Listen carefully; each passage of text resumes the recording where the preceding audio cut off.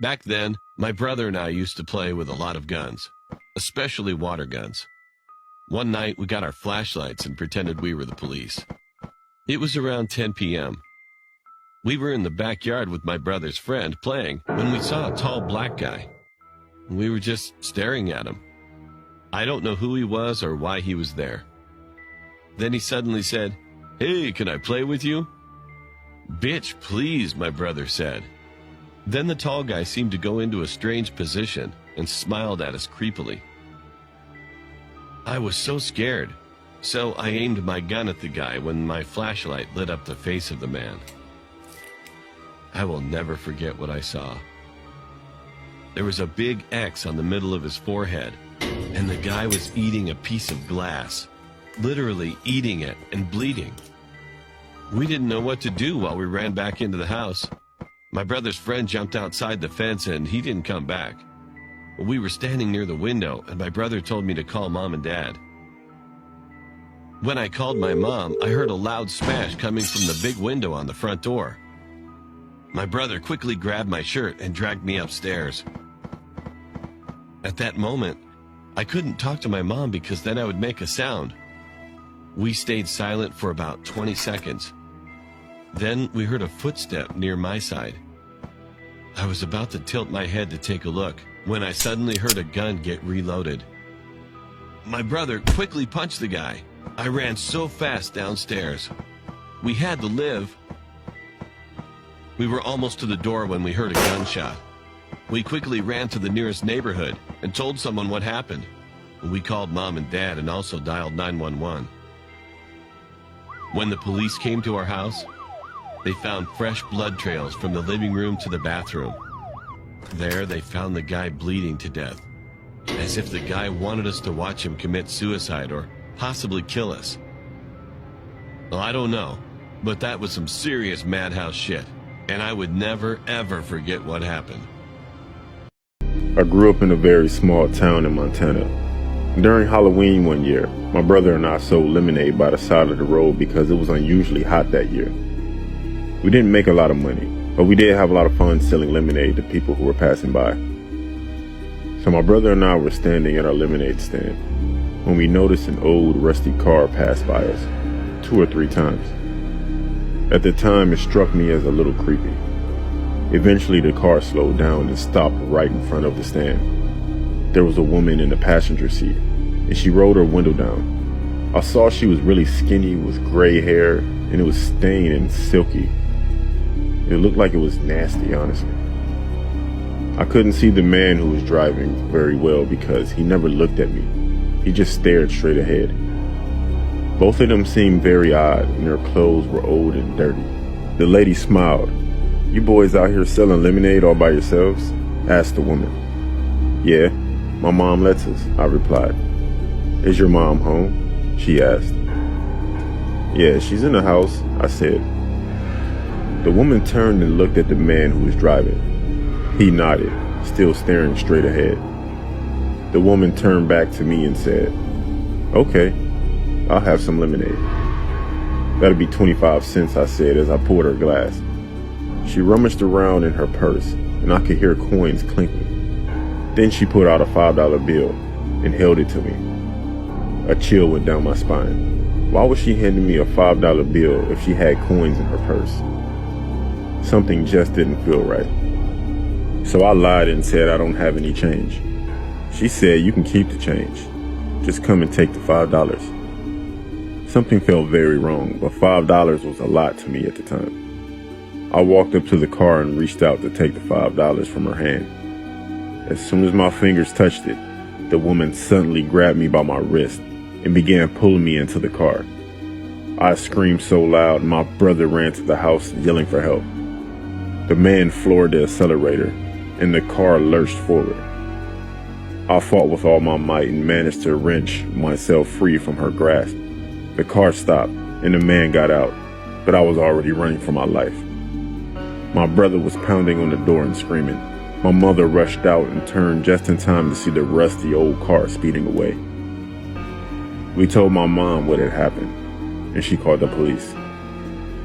When my brother and I calmed down and went back to the lemonade stand, There was a $5 bill lying on the ground. We packed up the lemonade stand and put it away for good. I was sitting in the living room watching scary Halloween movies when I found myself getting up to answer a knock at the door. But then I stopped and thought, who could be at the door at 11 p.m.? Surely there were no more trick-or-treaters out. I had a pretty good feeling it was a late-night Halloween ding-dong-ditcher, so I gave it a second, then I shot a glance to the porch through the window. They were gone already.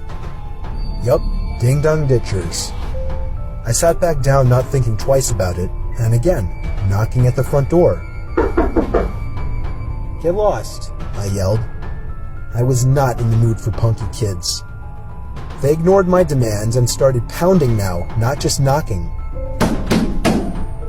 I was pissed now. I leaped up and swung the door open.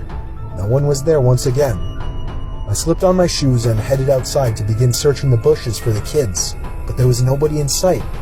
Not in the bushes, not behind my car, not across the street. I was done answering. I didn't want to feed into their fun anymore, so I went back inside, double-locked the door, and went to my bedroom, also locking that door, just to feel safer, I guess. I was so close to calling the cops to get them away, but that would undoubtedly lead to my house being egged or teepeed. The pounding continued for an uncomfortably long time, more than half an hour. I thought these kids must be filming something for YouTube and were desperate for a reaction, but I wasn't going to give it to them. At some point I dozed off with the TV on, only to wake up to the knocking again. I looked at the clock. It was 2 in the fucking morning. How could those kids still be at it, I thought. I turned the TV off and sat up with my ears open. For a few moments, my heart completely stopped as I realized the knocking was not at my front door, but rather at my bedroom door. I jumped out of bed, looking around my room like a madman for something to use as a weapon. They knew I was awake now. They were trying the doorknob, trying to bust down the door. These weren't any kids. By some miracle, I came up with an idea. It was a long shot, but it was all I could think of. I turned on the receiver to my speaker system, plugged in my iPhone, brought up the YouTube app, typed in 45 gunshot sound effect, turned on the volume and pressed play. The sound of a gunshot echoed out of the speakers. It sounded real enough. I paused the video after the first shot and yelled, "That was a warning shot. Leave now or I won't hesitate to shoot you in the head." And it worked. I heard 2 pairs of footsteps stomping over my wood floors and out the front door. I gave it a moment before opening my bedroom door and peeking outside. They were gone, but the front door was left wide open. I quickly shut it, called the police, and that's where my story ended. One rainy night 3 years ago, I was driving on a quiet road with no other cars. Despite of the heavy rain, I managed to spot a soaked-up man standing at the side of the road. His presence was strange. There was no place for pedestrians anywhere nearby. I thought that something may have happened to him, so I stopped the car. My headlights lit him up slightly. He seemed to be grinning widely. I was surprised, as my initial assumption had been that something was wrong. But if that was the case, why would he be laughing like that? I lowered my window, only a little, feeling unsure. The man approached. When he got closer, and I got a better look at his face, my heart dropped. He wasn't smiling. He had no upper lip at all, as if it had been cut off. I could see his eyes were red. I wasn't sure if all the water running down his face was rain, or if there were tears mixed in. I spoke in a trembling voice. "Sir, do you need any help?"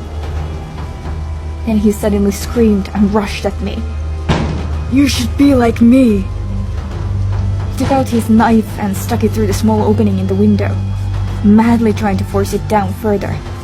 I hurriedly closed the window and started the car, then hit the gas. I could see him chasing me like crazy from the rearview mirror. I floored it with all my might and got the heck out of there. I don't even remember exactly how I got home, and my trembling heart wouldn't calm down until morning. Even after all these years, I tremble whenever I think about that night.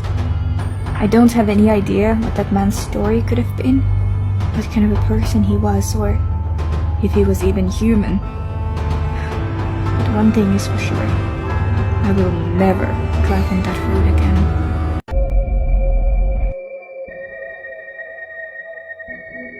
Mommy, is dinner ready? I'm hungry. It will be ready in a minute, sweetie. I'm making your favorite dish, meat pies. Yay, meat pies. Why don't you set the table while I get the pies out of the oven? Okay. How does that taste, sweetie? It's good, but the stuffing still tastes funny. I told you, it's a new recipe that I'm trying. Now finish your dish, and let's get you to bed. Okay, Mommy. Mommy, when will Daddy come home? Don't worry, honey. Daddy will come home in a few days. But you said that last week. Don't worry, sweetie. Now, sleep. Okay. Good night, Mommy. Good night, sweetie. Love you. February 11th, 2025. The meat portions are getting smaller and smaller each day, and Daisy has been bombarding me with questions about her daddy. I can't hide the truth anymore. I can't forget what happened. It has been 4 weeks since the incident. Well, everything is still in lockdown mode. I haven't seen anyone on the streets either. The first 2 weeks were hellish for us. We ran out of food. We had enough to feed Daisy, but not enough for us. I couldn't handle the hunger anymore. It grew day by day, and then on the 3rd week, I couldn't think straight, and I had done it. I never knew human meat would taste like fully matured veal. I even made Daisy's favorite dish, meat pies. I can't think of anything else but the texture and taste of it, and the hunger is still growing. I wonder what Daisy would taste like.